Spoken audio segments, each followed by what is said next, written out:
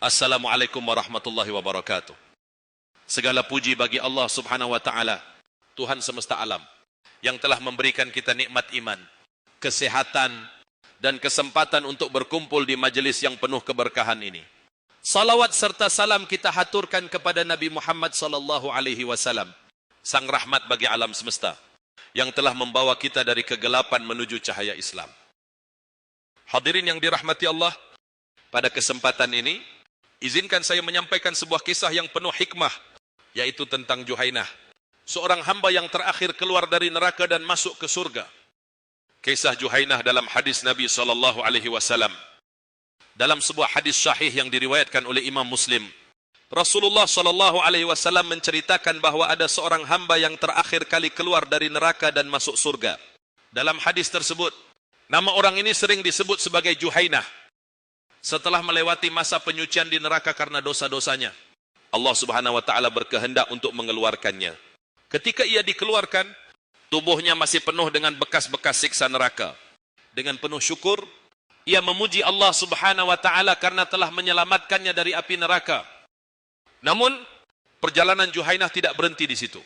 Setelah keluar dari neraka, ia melihat surga dari kejauhan dan memohon kepada Allah untuk mendekatkannya ke pintu surga dengan kasih sayangnya. Allah subhanahu wa ta'ala memenuhi permintaan tersebut. Ketika Juhainah sampai di pintu surga, ia kembali memohon kepada Allah agar diizinkan masuk. Allah subhanahu wa ta'ala pun mengizinkannya. Dan ia menjadi penghuni surga yang terakhir. Di dalam surga, ia mendapatkan nikmat yang tak terbayangkan.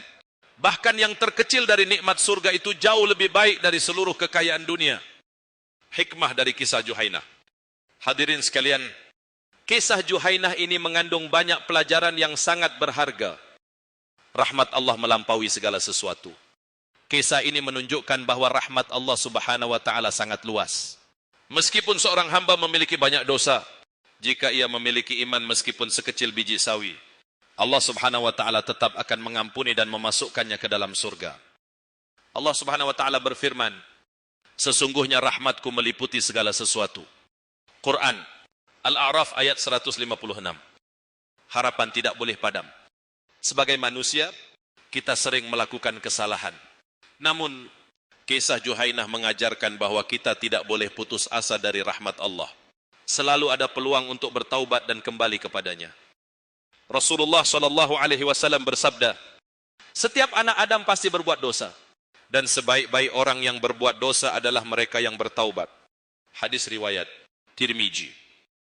Keutamaan iman, sekecil apapun, iman meskipun kecil adalah tiket menuju surga.